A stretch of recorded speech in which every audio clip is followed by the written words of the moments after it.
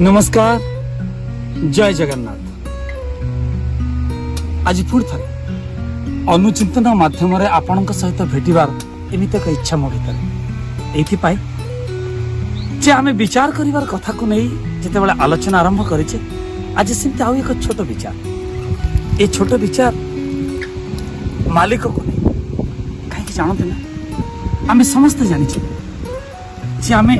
मालिक हबारे खूब आनंद थाए आम मान सते जमी आमको जब किए मालिकर चौकी देदेला किए मालिकर आसन देदेला आम जमी भावु ये समग्र सृष्टि मोर तेणु मालिक हबार आनंद एक निरा आनंद किंतु टिके गभीर भाव चिंता कले ए मालिक हबार आनंद सतरे अधिक ना मालिक न हे मालिकर अधस्तन कर्मचारी हबार आनंद अधिक एमिति एक कथा आज सतरे आपण मानक सहित करने को इच्छा एक कथा बुझा पुणी सबुदिन पर आज भी गोटे छोट कहानी आपन कहानी कौन जानते ना गोटे जंगल रु गाईटी आसुला खूब जोर शोष कला गाईटी देखला पाखरे गोटे छोट पोखरी अच्छी कहला एठू पानी पी हब तेणु पानी पीवा गाईटी पोखरी भितर पशिला और गाईटी जिते पोखरी भितर पशिला सेते बेले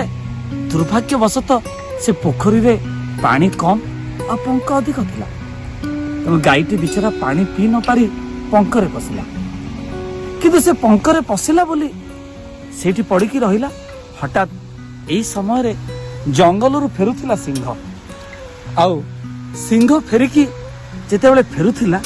ए गाईर बास्ना ता नाकरे बाजिला कहला बा आज तो चमत्कार सुजोग गाई को एबे खूब सहजरे खाई हबो खाद्य आज हाथ पांतारे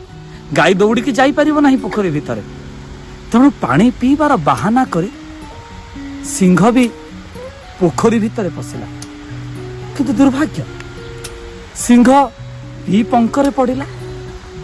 दी हाथ आगे अच्छी गाई दी हाथ पछरे अच्छी सिंह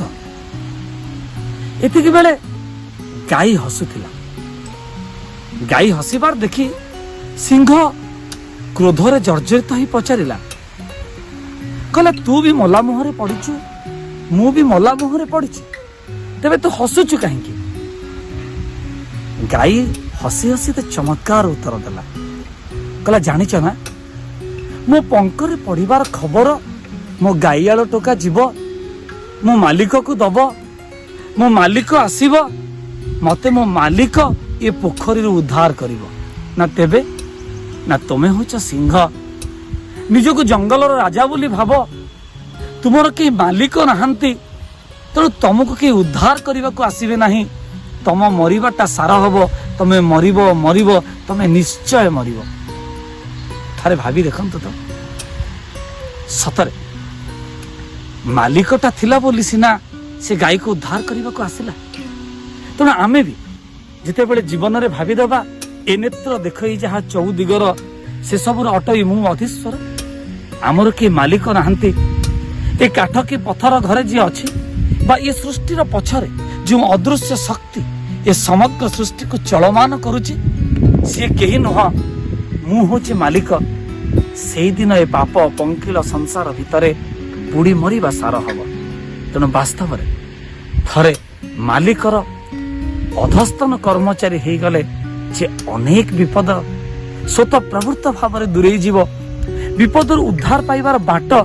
स्वत प्रवृत्त भाव फिटिजीव एक आमे माने स्वीकार करने बाध्य। तेबे आज ये घटना गाई जो छोटिया कथा कहला मानक से छोट कथाटी कौन ना गाई के मालिक हबार चेष्टा करनी बरम मालिकर अधस्तन कर्मचारी हवा कथा भावी तेबे आज